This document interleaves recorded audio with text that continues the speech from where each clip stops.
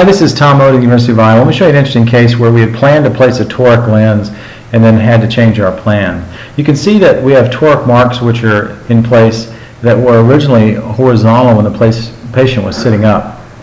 You can see that while we're doing the IA, at the very end of the case we discovered that there's a radial tear. It appears to be quite stable, and we think we can still place a single piece of acrylic in the bag. We're going to support the tear with some OVD, which is both anterior and posterior to the tear.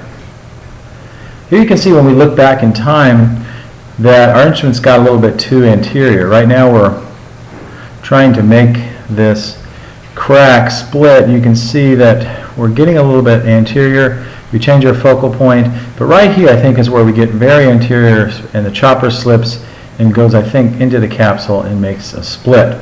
Now we didn't notice this at this time and we just carried on, and fortunately didn't have any posterior extension of this tear.